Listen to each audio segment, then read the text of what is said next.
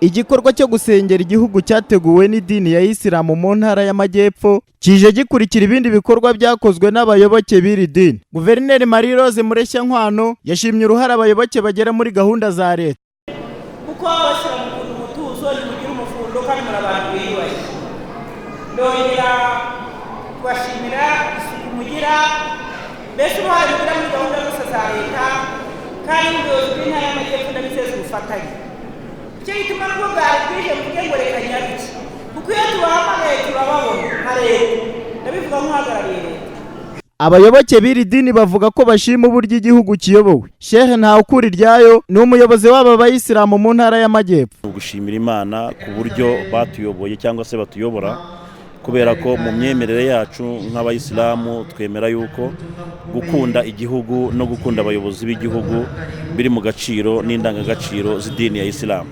Niyo mpamvu rero twari twafashe uno mwanya kugira ngo dufate gahunda yo gushimira iyo Mana mu buryo bwo gushimira ko igihugu cyacu giteye imbere kandi n'abayobozi bacu ari abayobozi bafite icyerekezo kiganisha aheza igihugu cyacu cy'u Rwanda.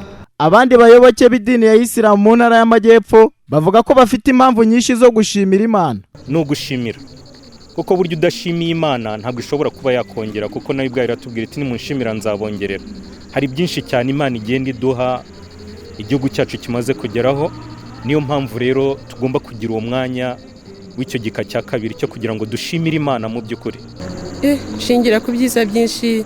Icya mbere mpera kugira ngo tube twaje gufata umwanya wo gusengera igihugu, hari imiyoborere myiza dufite kandi turangajwe n'imbere na nyakubahwa Perezida wa Repubulika adahwema kuduha cyangwa se kudukorera cyangwa se kutwereka. Rero kuba turya tukaryama ukabyuka ukajya muri gahunda zawe ukazikora nta uguhagaze hejuru, ukazikora neza mu buryo bw'umutekano, iyo ni impamvu ya mbere ishobora gutuma ugomba gufata umwanya ukawuha Imana, ukayisaba ko yaguha ubuyobozi bwiza kandi ikaba ariyo ibuyobora. Guverineri Mureshyankwano asaba amadini ubufatanye mu gutuma abayoboke bagira imibereho myiza.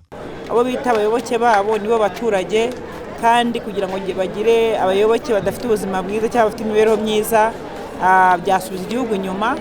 Nasabira abanyamadini bose ubufatanye no gukora ibikorwa no kugira uruhare muri gahunda zose guteza imbere abaturage ndetse no gutuma abaturage bagira imibereho myiza. Ibindi bikorwa intara y'Amajyepfo ishimira abayoboke b'idini ya Isilamu harimo gufasha abatishoboye, kububakira no kubaha ibikoresho by'ibanze. Igikorwa cyo gushima Imana cyateguwe n'idini ya Isilamu mu ntara y'Amajyepfo cyahuje abaturutse mu turere dutanu. Robert Bashimiki, Flash FM.